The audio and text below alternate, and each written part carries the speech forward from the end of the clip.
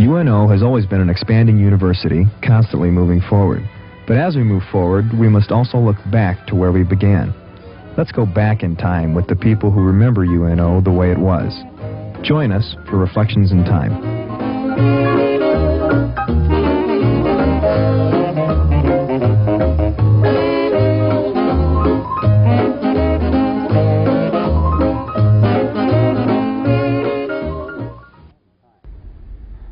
Welcome to another Reflections in Time.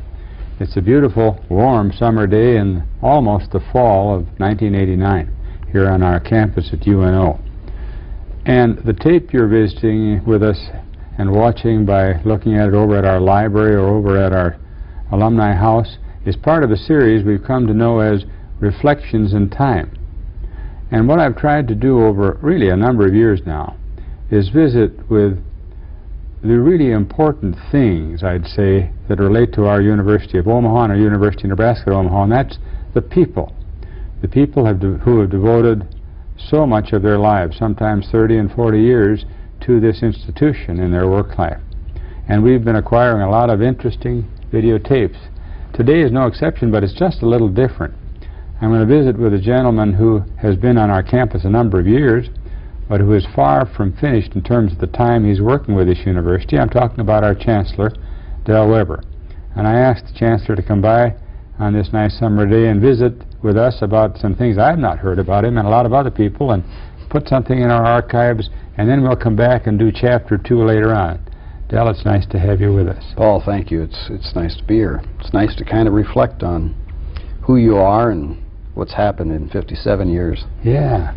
Now, in your case, your background, I know that part, didn't start very far from where we're sitting here today. You're a Nebraska boy, aren't you? I'm a Nebraska boy. I grew up in Columbus, and in the height of the Depression, 1932. Live in town or in the country?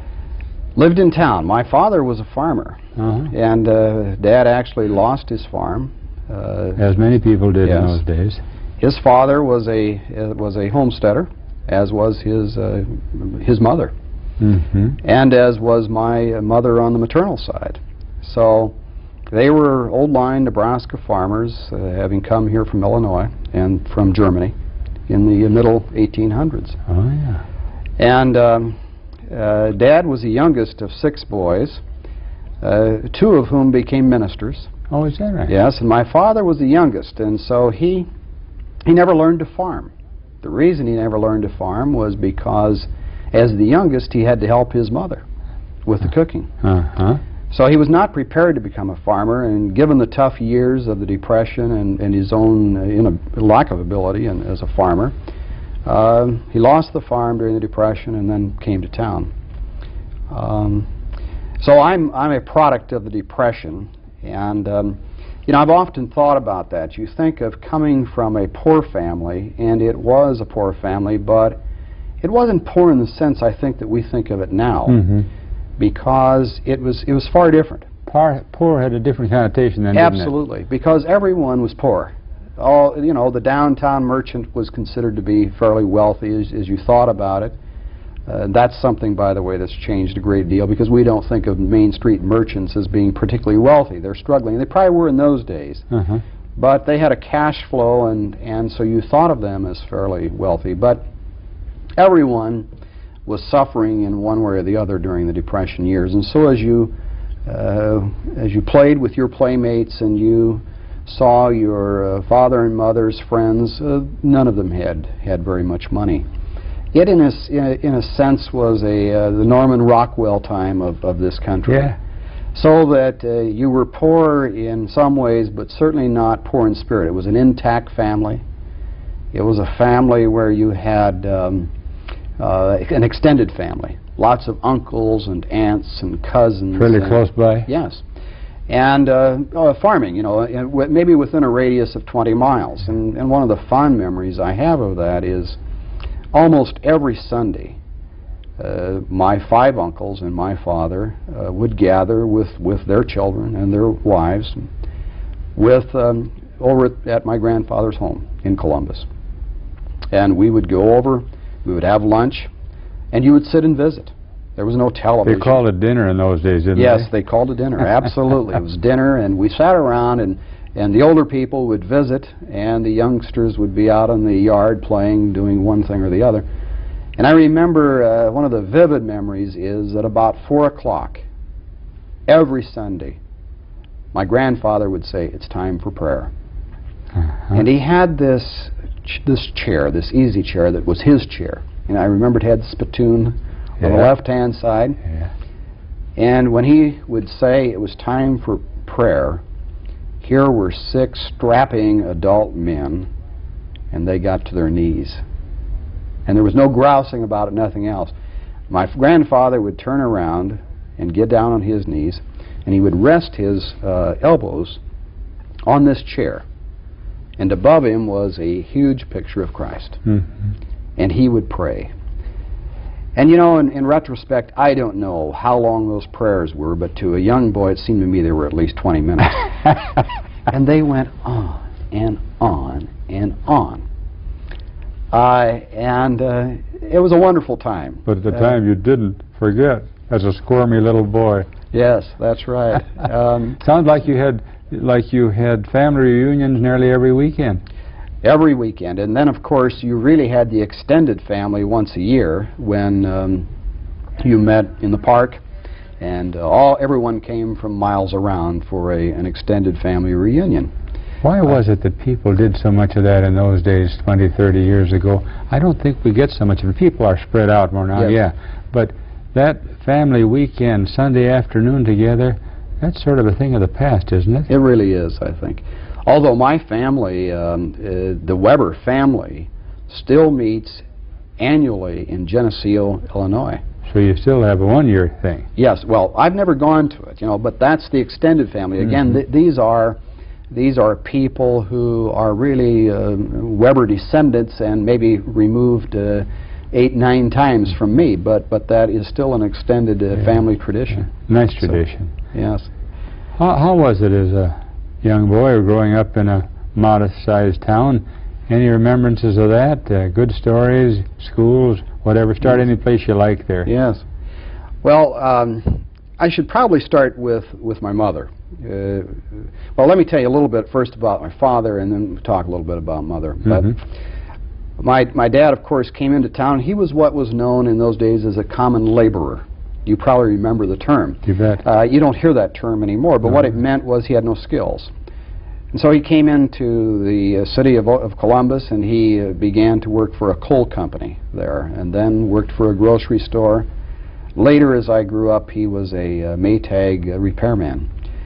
And it was pretty much, as I remember, from job to job, trying to, you know, hold the family together. He finally worked for the WPA. You remember that? Yes, and, Work Progress Administration. Yes. And, you know, there was a great deal of fun made of WPA because you remember the cartoons about the WPA workers who were leaning on the shovel. Yeah. And I've often thought about that because anyone who laughs about that has never dug a ditch. But if you dig a ditch, you need to rest fairly frequently on that shovel. Very hard work. Difficult work. And one of the things about my father that I'll always remember, and when you think about trying to hold a family together, is that you had to go where the work was at with the WPA. And so we went, my father, there was a job to be done in Seward, Nebraska, which was 50 miles away from Columbus. So my father would hitchhike to Seward on Sunday, would stay on the courthouse lawn in Seward on a pup tent during the week, and then come back on the weekend to Columbus. And that's, you know, those were tough, tough days. And so that we really did not come out of that kind of job-to-job existence until about 1942, when my father, when the Meade Ordnance Plant opened up. Oh. And we moved to a little place in Nebraska called Memphis for the summer, and my dad, I remember, was paid $1.65 an hour. Pretty good wage at that time. It was wonderful. Very good. It was like a new era had opened. I spent then the 5th grade in Wahoo, Nebraska, and then finally back to Columbus. We did other things. I remember one of the things I remember was my dad and my mother. I guess you would look at them today in this experience as itinerant farm workers, because I remember one summer or two summers that we did this, where the peaches were ripening in Grand Junction, Colorado, and Fruita, Colorado, in that area, western Colorado. And I remember driving out there and picking peaches. I didn't, I was too young, but I can remember my mother and my father and my oldest brother picking peaches, and that's how we made the money in the summer. Where did you stay then? Did you have a tent then, or how did you live? No, no, we didn't. No, they, Mom and Dad would get a small apartment or a place to stay, you know, during that period of time. And I remember how we got there. My father had a 1930 Model A. Good car. Yes, but this car didn't have any rings in it. And, you know, you remember that was in the day before the hydraulic lifts. If you went into a station, they had oil pits. Yes. You know, actually a hole where the man would go down in the hole. You'd drive the car over, you'd loosen the petcock, and that's how you drain the oil. Yes. My dad, we didn't have any money, and that car would go through so much oil that my dad would stop about every 50 miles. He'd go over into the station. They'd give him the used oil. He'd pour that into the car, and we'd keep going. I know what you're saying. We had a hired man that would use the same thing, used oil. Yes. I never thought anything about it. No. That's just the way life was. Well, anyway, that was kind of... but my mother was the linchpin. My mother was my father, I don't wish to demean my father, I don't mean that, but my mother was the linchpin. She was the person who really held that family together, because she, first of all, she was a wonderful Christian woman, and but she also just simply knew how to manage. And she made soap. She baked every day. And I was telling you about these Sundays when we would go over to my uncle's. And I remember that being such a joy, because he had what we called boughten bread. Wow, store bread. Oh, and it was wonderful. Today I can't stand it. And you know, if my mother only were here to bake every day, I'd love it. I used to think that crummy store bread was so great too. I know it. And it's so bad. Yeah, and we didn't know how good we had it, but Mother held the place together. Sounds like, you know, that you had a very happy home. You had your problem, but that you had a happy home. It was, and it was a happy home. I had an older sister and 2 older brothers, and it was fun. And we all worked hard. I remember we had a victory garden during the war, and that wasn't fun, getting out in humid August in Nebraska to garden that and hoe the weeds and that type of thing. But we did a lot of things. You know, I can remember I used to have a red flyer wagon. Oh, they were great. Yeah, and my mother would make kolaches, rolls of various types, and she used to make pot holders.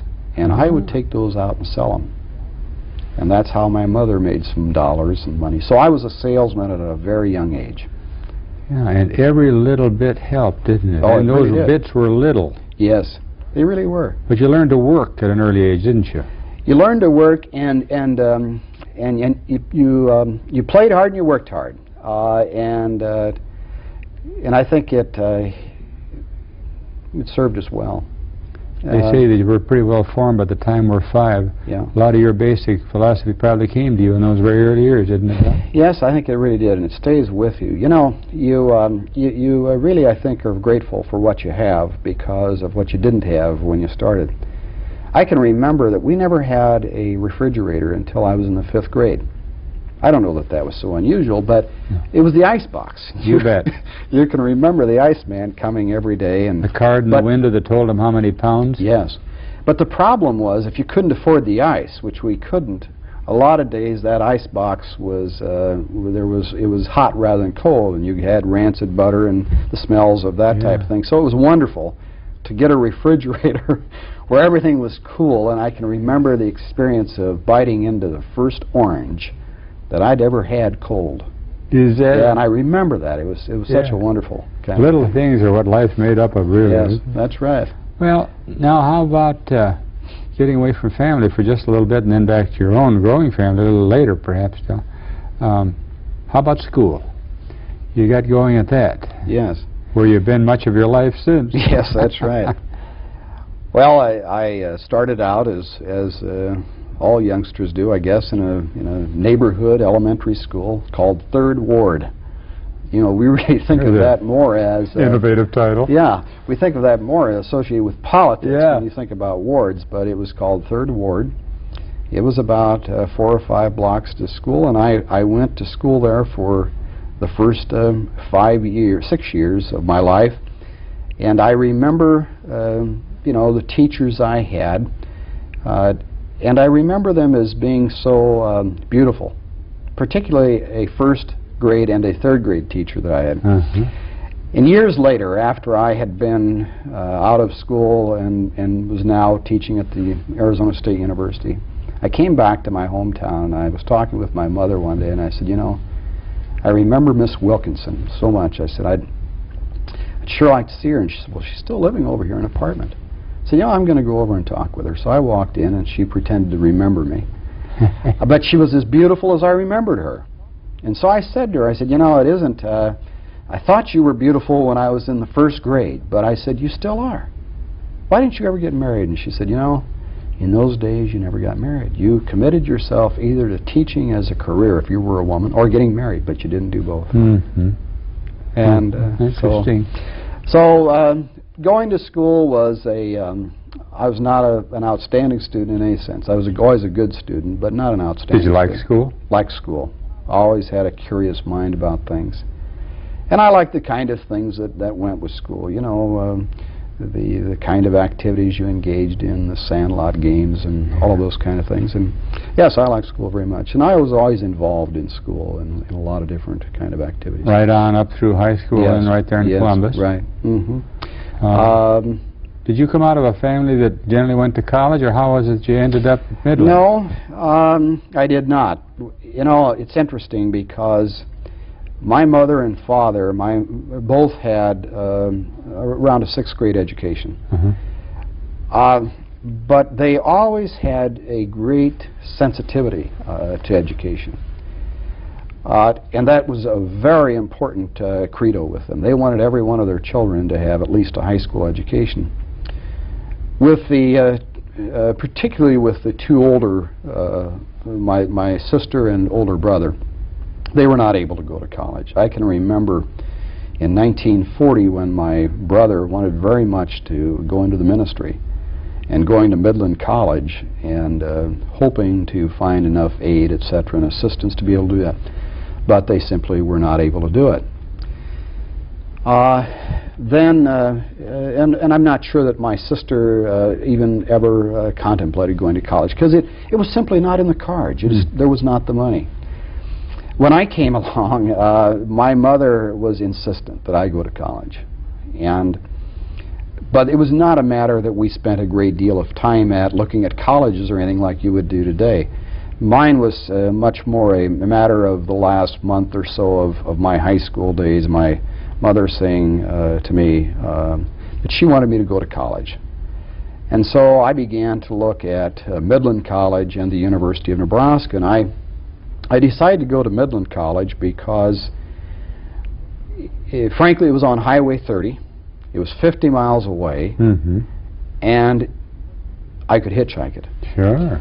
And if you looked at the college expenses, I knew I had to get home on the weekends to, at that time, thinking about part-time work, to get my laundry done, to eat at home.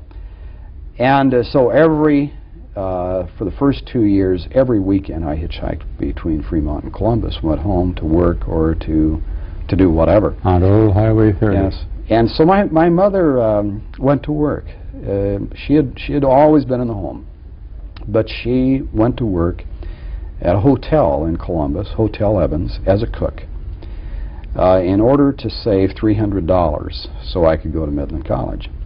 And I went the first semester. And you know, in those years there was no federal aid, and I wasn't going to earn a scholarship with my high school record, and I was not an athlete of any consequence. So I went to Midland, paid the $300, which is what it cost for the first semester.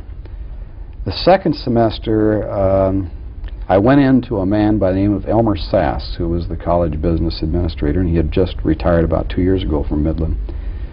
Explained the situation to him and really just pleaded with him that he let me go on with no money and that I would then work in the summer and pay him back. And it was an embarrassing situation, but he finally said yes, he would do that. And so I went to school at Midland without having any money the second semester. Then after the end of that first year, I began to work, and you see all over Nebraska these grain elevators. Yep. Well, I wheelbarrowed cement for Wagner Mills. That's a way to get in shape. Yeah, that was it. And you know, I was a 150-pounder wheelbarrowing cement all summer long. But it was good salary, and so I earned enough to pay that off and then start the next semester. And then a very fortuitous thing happened because I was approached by Jewel T. My brother had worked for Jewel T. And I was approached by them asking me whether I would be interested in running what they called their summer routes. And what this was I simply went from Harlan, Iowa to Atlantic to Grand Island to Lincoln, and I ran the routes for the men who were leaving to go on a vacation for 2 weeks. You were vacation relief. That's right. So that's a better way to put it. I was vacation relief. And so I spent my summer in the Nebraska-Iowa area. And I did that, and I won a scholarship for $200. From Jewel T. Is that? That was a lot of money in those days. That plus the money you made. That's it. So that, I had that job then from the rest of the time I was at Midland. And that, along with being the advertising manager of the yearbook and of the newspaper, school newspaper, plus working at Hormel's on the weekends or any time I could, I really ended up in good financial shape in my last 2 years of college. When in the world did you find time to have any social life at all with all that activity? I didn't really have a great deal of social life at Midland. I was in a fraternity, which was a local, now a national fraternity there. I was a debater. We had an excellent debate team. But in terms of being a social animal, I really wasn't. But you did I wasn't denied, by the way. You did find time to find a young lady that has spent a lot of her life with you. Yes, that's exactly right. And that was very fortuitous for me, because we had been high school sweethearts, and that was one of those off-again, on-again kind of things, and I chased her long enough until she finally caught me. And it's been a great 35 years with her, because she's kind of the unsung hero. Luann is a kind of a person who really has chosen to be a wife and to be the person kind of who really pushes and in a nice way, not in an aggressive way. But she's always been there. She's taken care of the family, and she's been kind of, in a sense, for my generation, like my mother was for mine. As you described her, she reminded me of your mother, as you had mentioned her a little while ago. Yeah. So I was kidding Luann the other night. I said, you know, I was telling a couple, in fact, just last night, I was telling a couple, I said, you know, when we were talking about how poor we were when we were first married, and I said, if it had not been for Luann, we would not have made it, because I said she watched every buck. I said she's forgotten how now, but she's making up for it. But at the time, she watched every dollar there was. Yeah. So it was great. now, college sounded like a good but a rather difficult experience in terms of long, hard hours off campus and on. But you evidently liked school and decided as life went along, as I've looked over your vita, to sort of keep at it. Yes. Well, yes, it wasn't that straightforward, though. I of course, graduated from Midland in '54, and I had a postponement from the Korean War. And when I graduated, I immediately volunteered for the draft, because I knew, well, I didn't know. I might have avoided the draft by simply because I was in a rank order list, but I really wanted to get on with whatever career it was I was going to choose, and so I volunteered for the service, and spent 2 years. And as fortune would have it, I think it was one of the confidence builders in my life. Was it? One of the first ones. I think that maybe serving as a debater also was, but but the second one was a service, and for this reason, I went into the service and did my basic at Fort Bliss, and one day, just out of the blue, the battalion sergeant came to me and said, "We want you to report over to headquarters company," and I said, what about? And he said, "Well, I don't know, they want you over there." So I went over there and I sat down, and the man said to me, "We want you to consider coming into counterintelligence. You've been selected." And they had selected 6 people out of this battalion. And I said, "What's that all about? I mean, counterintelligence, I didn't know anything about it." He said, and so he gave me this big song and dance about I would be in a trench coat, and you know, I might be flown behind enemy lines, and all of this. Sounded exciting. And so anyways, the first thing we have to do is give you an English test, see whether you can pass that. So they gave me an English test, and it seemed to me like that was a breeze. And when it finished, I had 70% on it, which was passing. I mean, that was it. But at any rate, when I finished basic, they then flew me back to Fort Dundalk, Maryland, which was Fort Holabird. Now that later became the light minimum security prison that housed Charles Colson and some of the Watergate conspirators. But at that time, that was where they trained people in counterintelligence. And it was a very intensive training. And depending on how you did in interviews, where they really put you to the test, you could either end up in the B school, which is where I ended up, or in the C school. And if you ended up in the C school, you really became a clerk typist kind of thing. And if you became the B, you became the special investigator, the person with the badge and all of this who went out and did the investigatorial work. The fact that I was, well, out of that 6 that they called out of that battalion, they only selected 2 eventually. And of that 2 who went to Fort Holabird, 1 ended up in the B school. That was you? That was me. And that was a confidence builder. Sure. It told me something. Yeah. That I really had not sensed before. So I spent 2 years then in counterintelligence. Wearing that trench coat? Yes. Well, not quite the trench coat, but it wasn't that romantic. But you know, it was interesting because I never wore a uniform all the years I was in the service. Because I was a civilian and no one knew what my rank was or anything else. I was a lonely SP3 or a corporal, but no one knew that. But I came out of the service and I came back to Nebraska. And I went to Midland College, told them I wanted to be in Nebraska and I wanted to do something. And a man at Midland College put me in touch with Howard Buffett, who at that time was located in the Omaha National Bank here in Omaha. And I went up to see him. He was a nice man.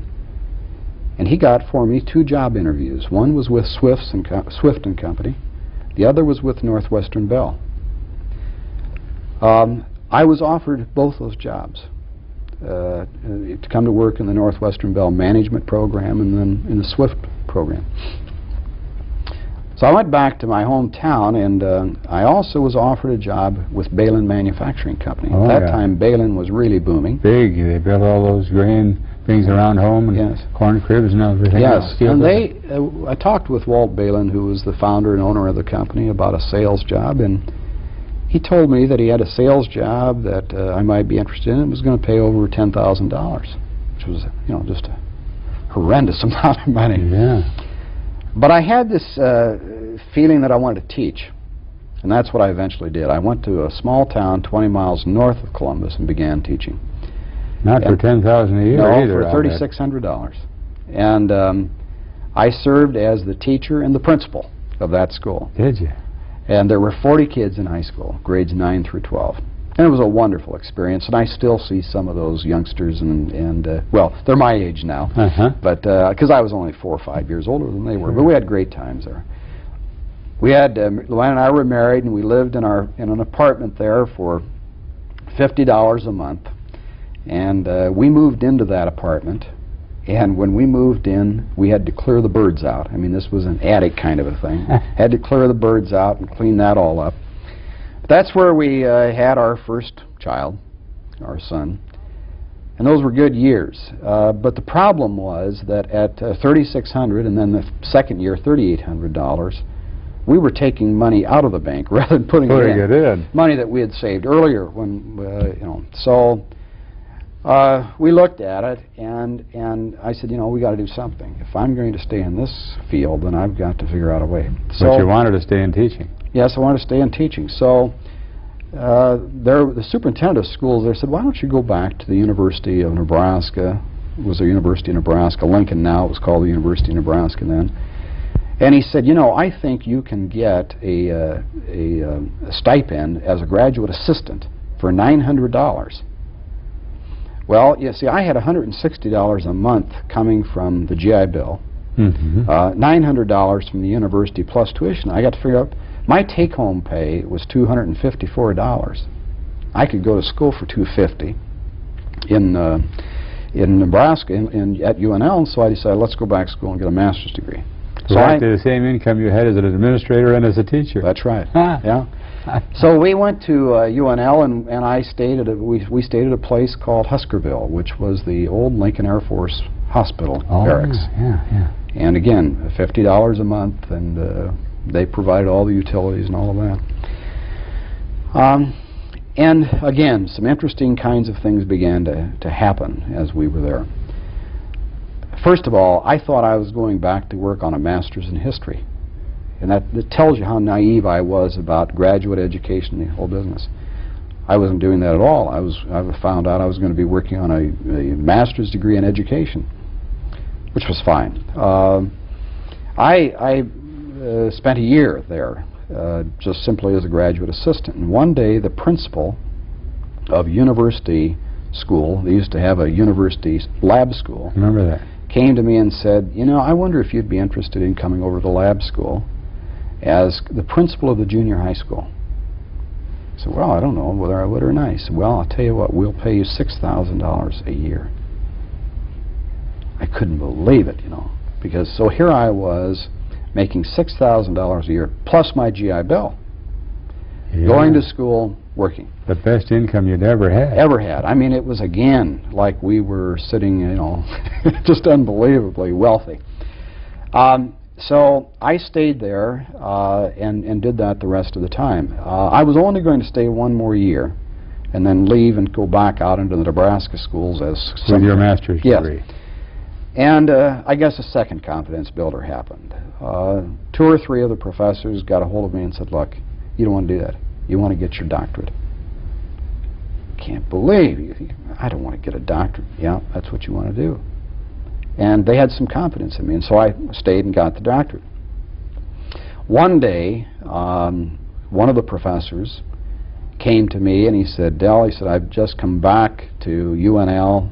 I've been the head of Compton's Encyclopedia, their force in Chicago, and I'm just starting back here again, and I want you to become my doctoral student. And I said, well, I've already got a doctoral advisor. He said, that doesn't make any difference. He said, I'll take care of it. And he did. And that was another break, because he was a man of a great, he was a great confidence builder again. I remember going to him at days when I was really down and didn't know what to do next, and he would simply sit and talk as we're talking. And when you left, all your problems were solved. He hadn't solved anything, but he meant, you know, he made you feel like you could do this. Got you on the road again. The interesting thing is that man finished 2 doctoral students at the University of Nebraska, Lincoln. One was me, and the other was Gene Budig, who is now the chancellor at the University of Kansas. Yeah. That was it. Those are the only 2. That is very interesting. He simply picked and selected who he wanted to work with. So he was a real help to you. He really was. So, of course, then I got the doctorate there and left. And well, I wanted to really stay at the University of Nebraska, Lincoln, and I had a job offer to stay there. And this same advisor said to me, look, you either leave here or I'll make sure that you don't have much of a future. And he was a powerful man. Why did he say that, do you think? He really felt that, I think he said it for two reasons. I think he felt at that time that the college was already inbred too much with its own graduates. And I think he felt for me that if I stayed, I would always simply be another graduate student there. Mm-hmm. And he was absolutely correct. You know, I did not want to leave Nebraska at the time, but when I think about it, it was advice par excellence. I mean, there simply was. I would have been an also-ran staying there, and you would have been fighting that image of always having been one of the students. Sure. So it was better for me to. The advice was good, and where did you and Luann and the rest of your family, one son by now? Yes. You headed off to. Well, we had now a daughter also. Oh, okay. Yes, we had a daughter, second child. I might tell you, just if I might divert talking about the second child for a moment.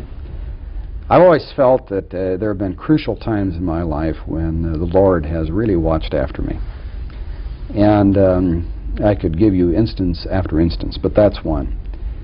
During the summers, at that time I was working for Balin Manufacturing, and they always had a bonus. And when Beth, our daughter, came along, the hospital bill was $125. Now that was a lot of money. I mean, today it's peanuts, you know, for what it cost. But then it was a hunk of money. And we didn't have $125, and we didn't know how we were going to save $125.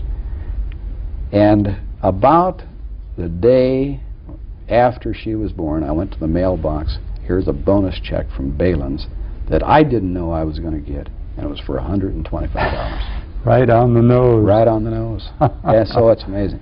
Well, so after that, we packed up those two children and we went to Arizona. I might talk about that for a moment because it tells you the difference between the system then and the system now. We operate under a set of regulations now called affirmative action. Yeah. Both regulations and intent, and I think it's very good.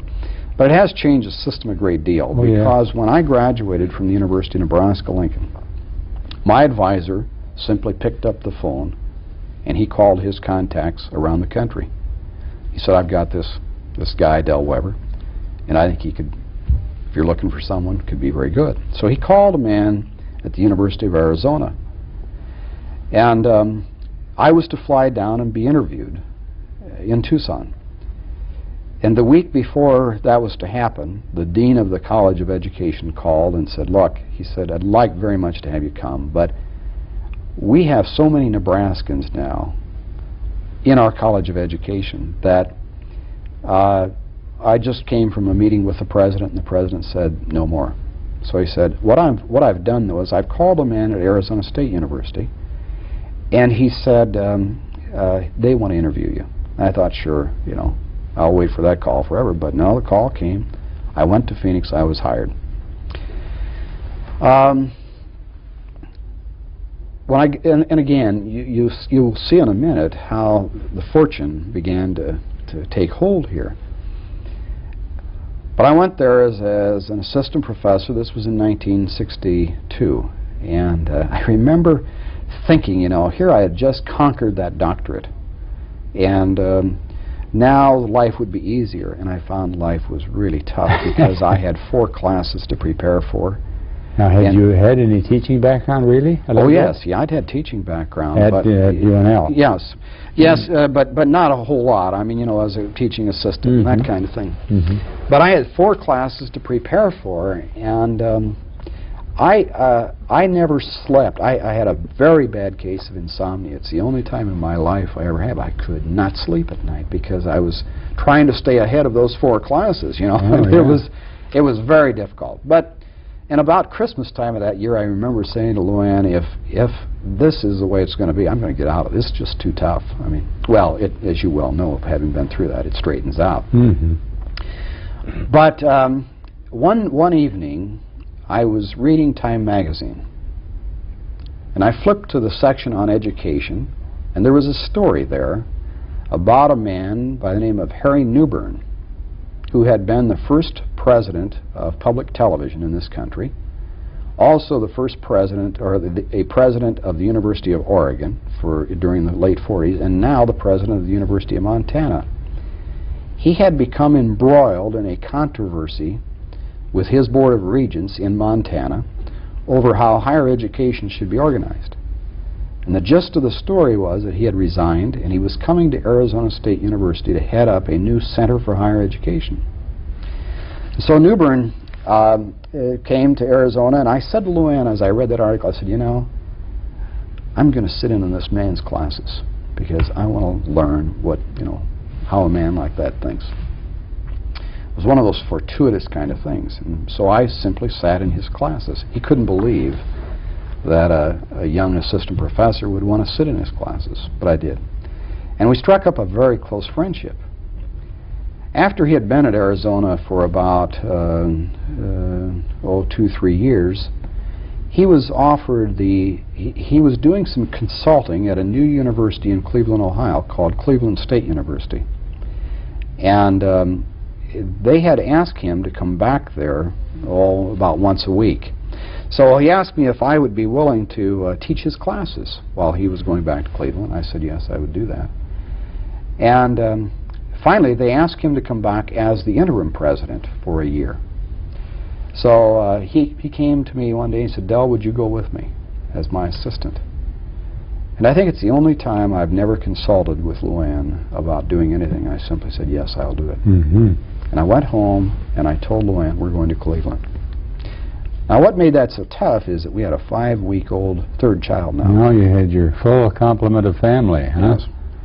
And an old car, and so we packed up the old car and a U-Haul and took a ice box full of milk, and with 3 children headed off to Ohio. What year was this? This was in '65. 65.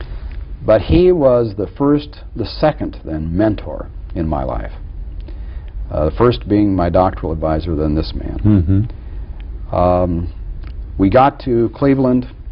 I worked with him for 4 years. And we were the closest of friends, but the day I walked into the office for the first time, I said to him, what do you want me to call you?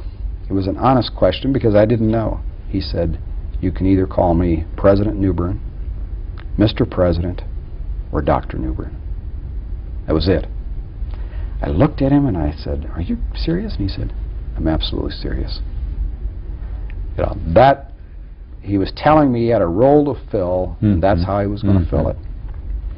And so we worked together there for a year. He went back to Arizona. Am I getting too detailed, Paul? No, okay. This is great. All right.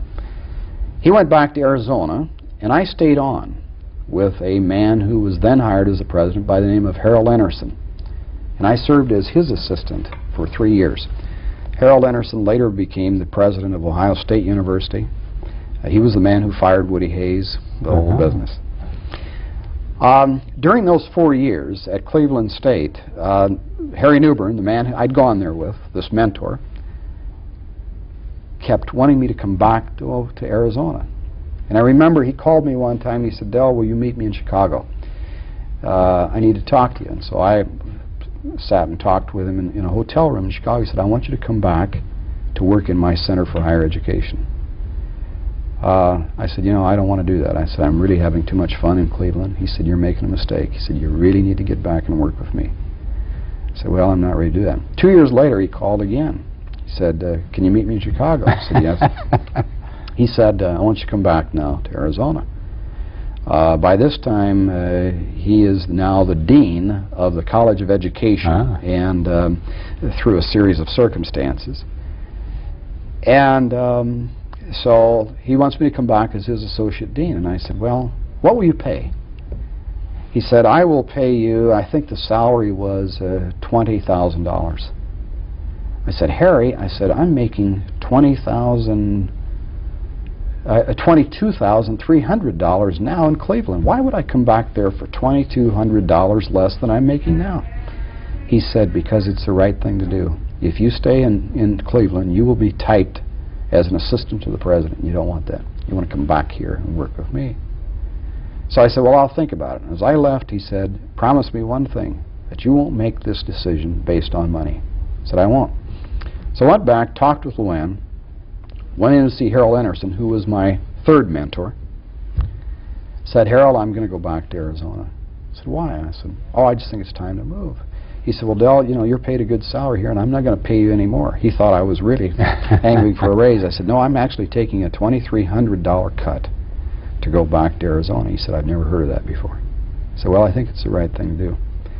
I went back to Arizona. The day I walked into the office and signed the contract, he had paid me the same amount of money I was getting in Cleveland. No more, but he had upped the salary. He was testing me. Uh-huh.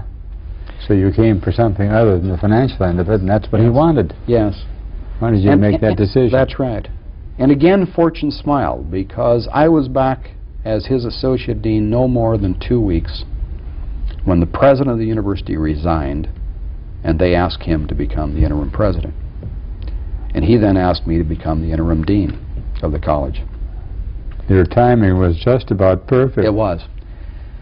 So I served as interim dean, and they began the search for a new president, or for a new dean. And they had a committee of 13 people who began this search. And it came down after a long period of time to 2 people, me and an outsider. The chairman of the committee, and the vote, there was one person missing, and the vote came down to a tie between me and the other person, 6-6. They called the 13th person, who happened to be the Associate Dean of Liberal Arts, and he said, I won't make that decision. I'm not going to be, in effect, the person who chooses the Dean of the College of Education.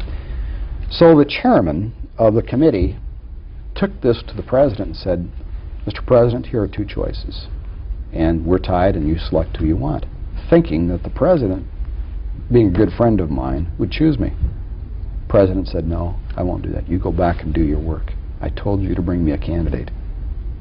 Well, they finally voted and voted me into the position. But it tells you so much about his character. Yes, he simply would not, he was not going to be accused of bias or favoritism. I mean, he wanted me in the job, I'm sure. But he wasn't going to do that way. Interesting. Yeah. This man really played a large part in your life through all those years, with Cleveland and Tempe and back again. And it really did, and he was a man of great integrity, a man of high principle, the man you hear about where they threw the pattern away, and he really was one of the old line. Interestingly enough, he and Mabel L were at Iowa University together. Well, maybe some things rubbed off on each other there, the type we had here some years ago. Yes, they did know each other there. Well, now you were well settled. You had a fine position there at the university at Arizona State, and settled in. You had your family and a good place and a good salary, as you were describing as you began. What on earth caused you to make another move? That's a interesting question, because I was not looking for a position. I mean, I was not in the job market as such, and yet I had an uneasy feeling. You see, I was really a young dean. I had gone there. I had become dean in '69, and at that time I would have been 37. And I'd now been there 9 years. And that college had blossomed. It had been chosen by the American Council on Education as one of the top 30 schools in the country. And the American Council also said that in the next decade it would probably become the #1 school.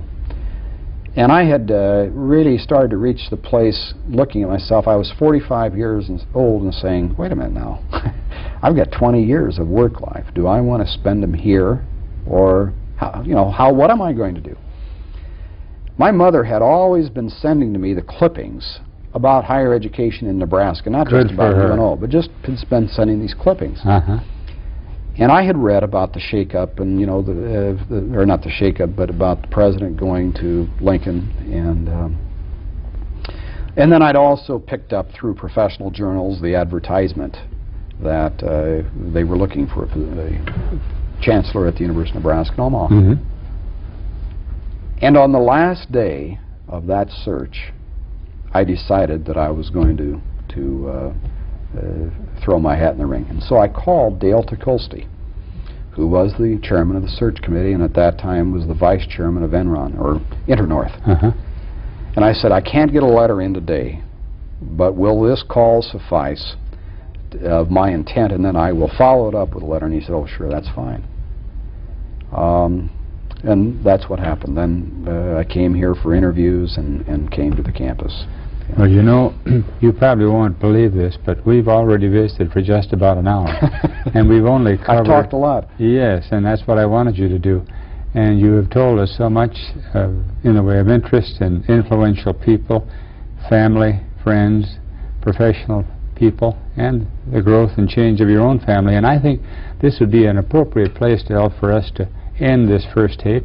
And then we'll pick it up later this fall when you have an hour and do another hour on coming to the university, right, and move on into that sort of thing. Yes, fine. And for all our friends who have been sitting watching us over at the Alumni House or the library, we want to thank you for that, listening to this interesting background of our current chancellor here in 1989 of the University of Nebraska at Omaha. We thank him, and we thank every one of you too for joining us for another what we refer to as Reflections in Time.